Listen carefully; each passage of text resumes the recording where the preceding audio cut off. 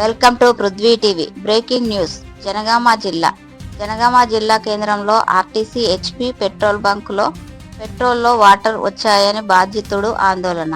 జనగామ పట్టణంలో వివర్స్ కాలనీకి చెందిన ప్రసాద్ అనే వ్యక్తి బంకులో పెట్రోల్ కొట్టించుకొని ఇంటికి వెళ్లేసరికి బండి ఆగిపోయింది. మెకానిక్ దగ్గరికి తీసుకుని వెళితే ట్యాంకులో వాటర్ వెళ్ళాయి. బంకు యజమానిని ప్రశ్నించగా నిర్లక్ష్యం సమాధానం చెప్పాడని వాపోయారు. మా దాంట్లో కాదు, మీరు వేరే దగ్గర కొట్టించుకున్నాం అన్నట్టు వాళ్ళు నిర్లక్ష్యంగా సమాధానం చెప్తారు సార్. న్యాయం చేయండి. ఏం పేరు మీది? ప్రసాద్ నా పేరు. అది లోకలే సార్. ఇక్కడ హౌసింగ్ బోర్డు కాదు. నేను ఇక్కడికి పోలే, ఇక్కడ నుంచి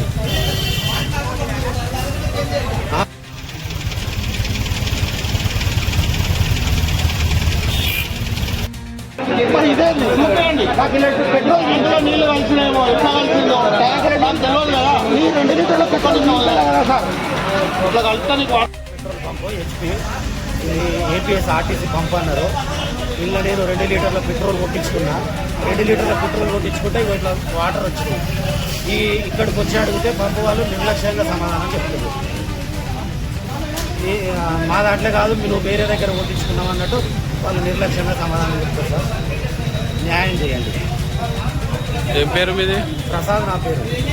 అది లోకలే సార్. ఇక్కడ హౌసింగ్ బోర్డు కాదు. నేను ఇక్కడికి పోలే, ఇక్కడ నుంచి